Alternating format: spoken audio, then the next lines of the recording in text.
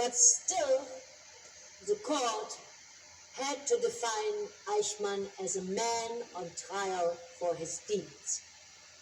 There was no system on trial, no history, no ism, not even anti-Semitism, but only a person. The trouble with a Nazi criminal like Eichmann was that he insisted on renouncing all personal qualities, as if there was nobody left to be either punished or forgiven. He protested time and again, contrary to the prosecution's assertions, that he had never done anything out of his own initiative, that he had no intentions whatsoever, good or bad, that he had only obeyed orders.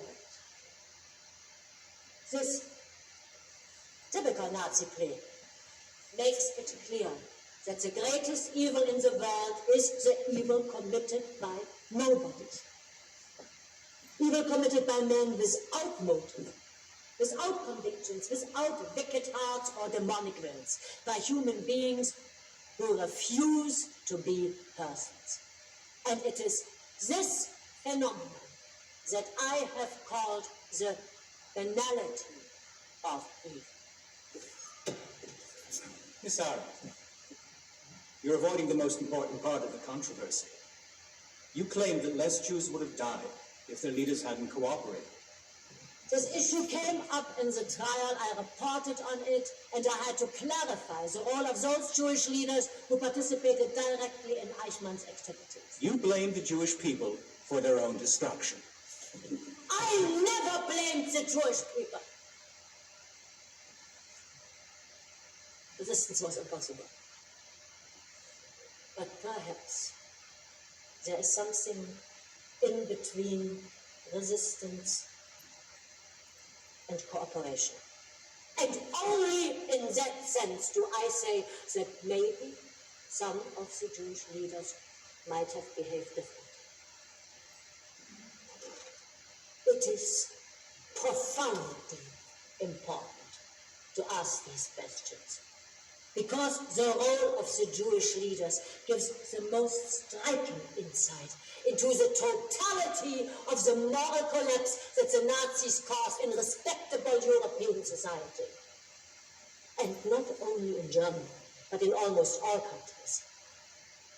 Not only among the persecutors, but also among the victims. Yes? The persecution was aimed at the Jews. Why do you describe Eichmann's offenses as crimes against humanity? Because Jews are human.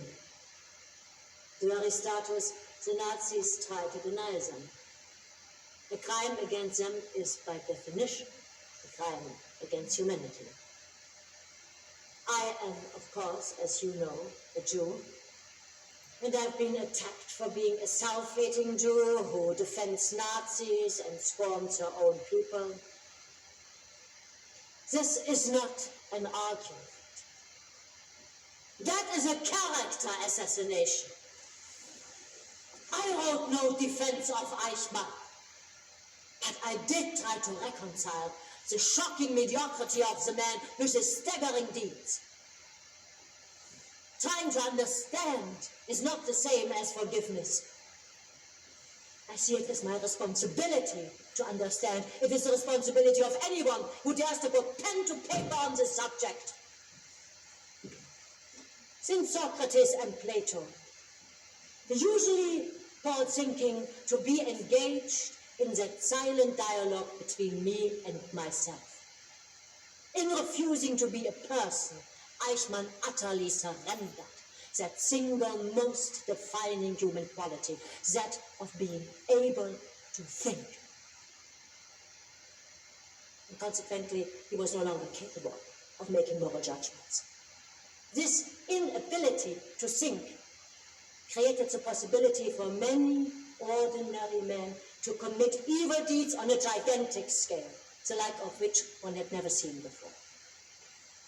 It is true, I have considered these questions in a philosophical way.